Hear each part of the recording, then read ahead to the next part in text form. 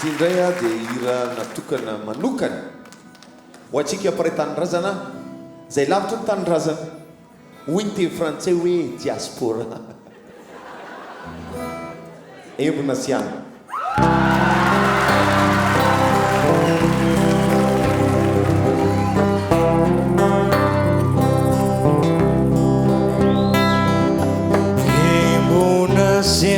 Sianina, siai mafanina, ulini fuma melu velu, matisati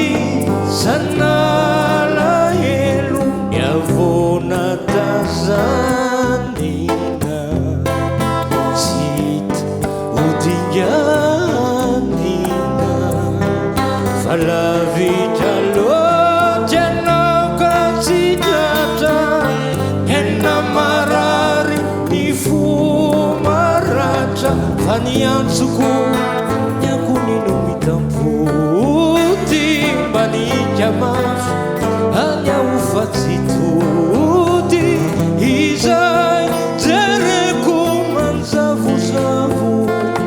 takudrauna sivuija famayeri simasiakani unza sisilakana metiafaka itura nisainano alefa maminani ipanzinana aniwani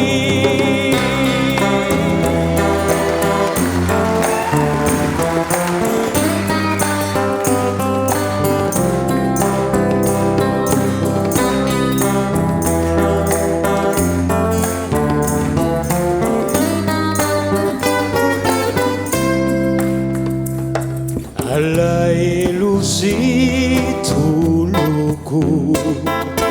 ravo inzaruku fanunia suparanitani izawati yanaulavijani siazuyatina nyanzara sagamban mivelinyusara